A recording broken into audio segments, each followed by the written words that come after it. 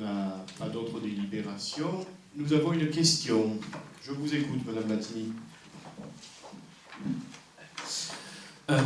Dans la dernière réunion qui a été organisée avec les parents d'élèves délégués ici à l'hôtel de ville, vous leur avez indiqué que le conseil municipal de ce soir allait être en partie dédié pour une délibération concernant la réforme des rythmes scolaires. On devait normalement délibérer ce soir, d'après ce que vous leur avez annoncé avec Sophie Chavanel, sur le fait que les écoles seraient bien fermées le mercredi et le samedi matin. Mercredi, nous avons reçu le conseil municipal, aucune délibération. Depuis mercredi, on essaye de joindre Sophie Chavanel, comme on l'a fait déjà une fois, afin qu'on puisse discuter ensemble de ce qui est prévu. Aucune réponse, malgré plusieurs messages laissés sur son répondeur. On regrette juste qu'on ne nous ait pas rappelé, et du coup la question, elle est simple. Pourquoi ce soir nous n'avons pas délibéré, comme cela avait été prévu avec les parents d'élèves, où on devait bien stipuler à l'intérieur que les écoles seraient fermées le mercredi matin et le samedi matin? Le samedi matin, c'est habituel, c'est le mercredi matin.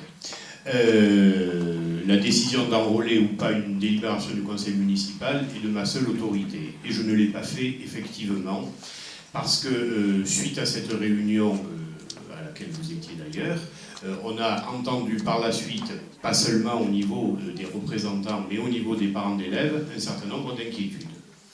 Ma position est toujours la même, c'est une position qui est forte contre cette réforme et dans le prolongement de la délibération du 17 décembre 2013.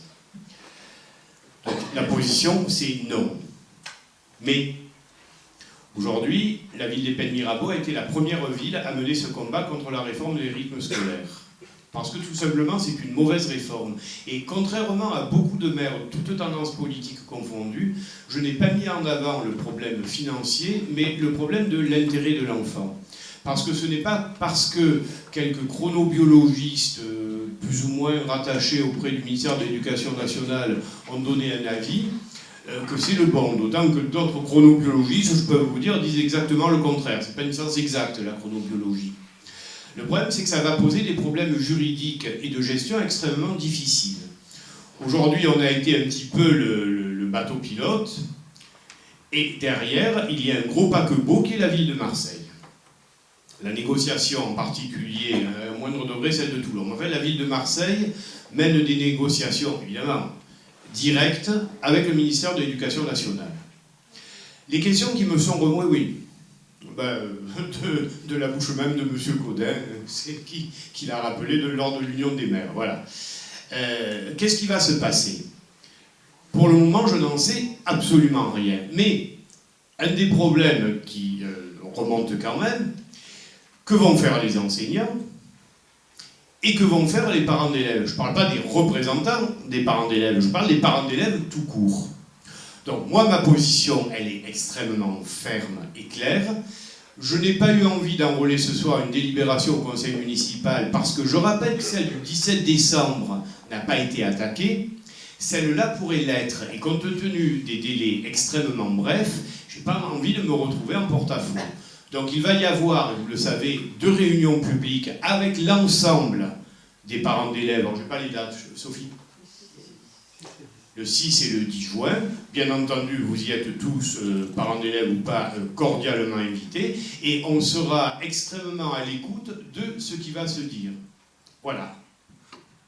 Donc du coup, là, de ce que je comprends, c'est qu'à l'heure actuelle, aucune position n'est adoptée par la municipalité. Car Si. Alors du coup... La position, c'est celle du 17 décembre. L'école sera fermée le mercredi matin.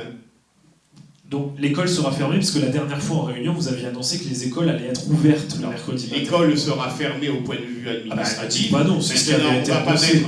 Je dis pas non à ce que vous dites, on ne va pas mettre des miradors et des barbelés pour empêcher les enseignants de rentrer dans l'école à un moment donné. Non, c'est voilà, pas ça. Parce que parce qu'on a discuté avec les enseignants et avec les directeurs d'école. Ce qu'ils nous ont dit, c'est qu'effectivement, si le DAZEN leur impose des horaires, ils seront obligés d'y être. Ok.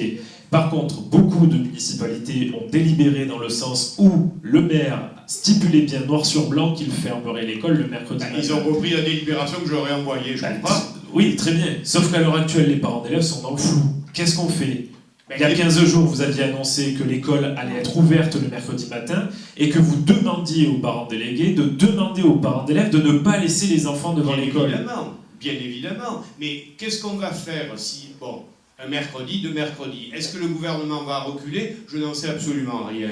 Mais qu'est-ce qu'on fait à un moment donné si on se retrouve avec des enfants devant la porte et que les parents s'en vont, et qu'est-ce qu'on fait? Ah mais cette situation va arriver puisque vous n'avez pas de position claire depuis le début auprès des parents d'élèves. Les garder? Ah non, mais ce qu'il faut faire, c'est depuis le mois de décembre où on avait demandé à ce que vous fassiez un recours, malheureusement ça n'a pas été fait par la municipalité de Non, mais le recours a été fait par le maire de Jambry.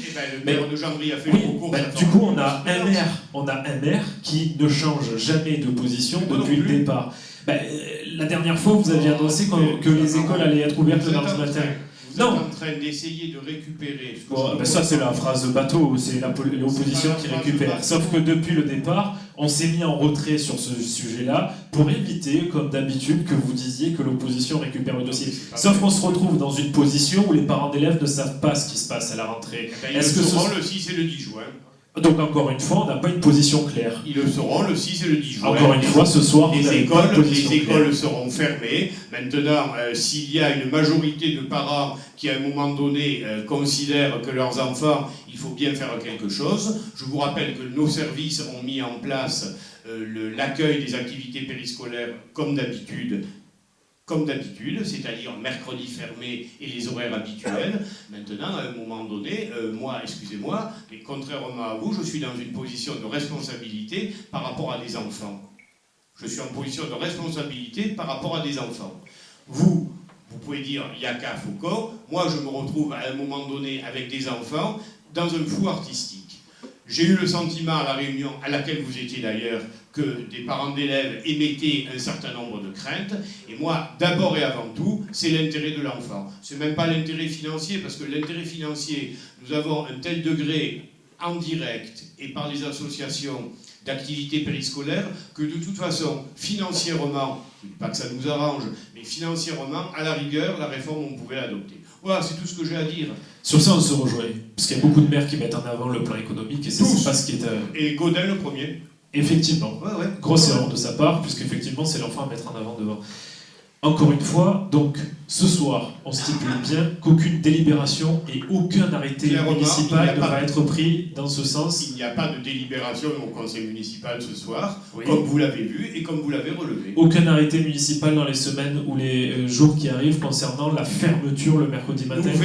Nous verrons la décision lorsque nous aurons entendu l'ensemble des parents d'élèves, et j'espère qu'ils seront très nombreux à venir, parce que je n'irai pas non plus contre la volonté des parents. Je vous rappelle qu'il y a une dizaine d'années, lorsque j'ai accepté de supprimer le samedi matin, c'était pas obligatoire, hein, c'était une mesure de nature expérimentale, moi j'étais contre. Mais là, encore une fois, le samedi matin, ce n'était pas une question d'intérêt de l'enfant, c'était une question de l'intérêt des parents, plus des intérêts plus ou moins touristiques par rapport au départ en week-end. Moi, j'ai toujours mis en avant l'intérêt de l'enfant, l'intérêt sanitaire bien sûr, mais aussi l'intérêt pédagogique. On l'a supprimé, on est passé à 4 jours. Maintenant, on est en train de le remettre en question. Lorsqu'on a commencé à discuter, j'étais le premier à dire qu'effectivement, à la rigueur, j'étais pour l'option du samedi matin. Beaucoup de personnes étaient contre pour différentes raisons, les problèmes que je viens d'évoquer, des questions aussi de monoparentalité, enfin, autant de sujets qui sont audibles. Sauf qu'à un moment donné, les parents se retrouvent face à des difficultés pour leurs enfants, pour leur propre vie, pour leur organisation, et je n'ai même pas parlé ce soir des problèmes que ça pose au niveau des associations. Oui, le passé, c'est le passé. Regardons aujourd'hui ce qui se passe et ce qui se passera demain. C'est très clair. Je n'ai pas de responsabilité municipale envers les enfants, mais en tout cas, je fais partie de ceux qui sont présents à chaque manifestation aux 4 coins du département avec les parents d'élèves et les gilets jaunes. Donc je prends les responsabilités. Je ne vous ai pas vu quand j'y étais. Juste, il n'y avait pas Madame Chavanel non plus. Ah non, il n'y avait personne de la mairie ce jour-là. Alors, voyez. Mais j'y étais là, je représentais en tant que responsable. Au moins ça, voilà, bref. Juste pour dire quelque chose. Là, vous dites, effectivement, on va consulter les parents d'élèves au mois de juin. Je suis avec eux à chaque fois quand il faut l'être. Ce que disent les parents d'élèves, c'est plus on attend, plus il y a du flou, et plus les parents d'élèves effectivement se résignent. Non pas parce qu'ils sont pour la réforme, mais juste parce qu'ils n'ont pas, de la part de la municipalité, une action concrète sur cette réforme. C'est vous qui le dites, et moi j'en... Ah non, c'est pas moi qui le dis, je rapporte. Eh bien, c'est parfait. Voilà, c'est entendu, merci. Répondu. Monsieur Fusone. Déjà, je voudrais parler de l'aspect financier, puisque vous l'avez mis en avant quand vous êtes passé au journal de TF1. Une chose, c'est que la politique, c'est l'art de la répétition, donc je vais encore me répéter. Vous avez fait la campagne de François Hollande, et on peut trouver facilement ses 60 propositions qu'il avait faites, et la numéro 38, c'est la réforme des rythmes scolaires. Donc là encore, vous portez une responsabilité dans l'application de cette politique, puisque vous l'avez défendue. Voilà. Là, je vais vous répondre facilement, par contre. Je suis pour une réforme des rythmes scolaires, oui, ça c'est clair.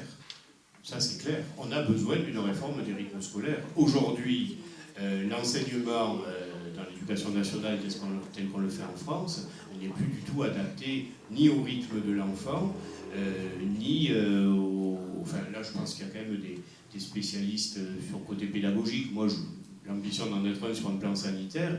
On n'est bon ni d'un côté ni de l'autre. Donc oui, effectivement, je pense que la réforme des rythmes scolaires est une bonne chose. Vous savez, l'histoire, vous allez me le ressortir tous les mois pendant 6 ans que j'ai soutenu la campagne de François Hollande, mais c'est pas grave, hein. J'assume, il n'y a pas de souci. Bon, donc vous assumez aussi la métropole et... Et ben voilà, vous voyez, vous me devancez. La métropole, ben, s'il y a bien un maire auquel on ne peut pas reprocher de s'être battu contre la métropole, c'est bien moi. Et aujourd'hui, bon voilà. C'est la proposition numéro 54. On est hors sujet et j'essaye, dans le cadre de la police de ce conseil municipal, de rester dans le sujet. J'ai répondu, me semble-t-il, même si ça ne le satisfait pas complètement, à la question posée par M. Amaro. J'aurai l'occasion, avec Sophie Hamel, de m'en expliquer devant les parents d'élèves, et ensuite nous prendrons la décision qui nous paraît la meilleure. J'ai lu le compte-rendu du conseil municipal d'Aix-en-Provence dans la presse. Encore une fois, ce n'est pas une question de gauche ou de droite. Maryse Joassin, elle est parfaitement consciente qu'à un moment donné, suivant comment les choses se passent, ce n'est pas un maire, si important soit-il, qui pourra s'opposer à la mise en place d'une réforme. Elle a fait preuve, comme Gaudin d'ailleurs, de responsabilité par rapport aux enfants.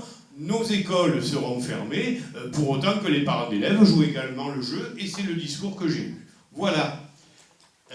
Je crois que l'ordre du jour est épuisé.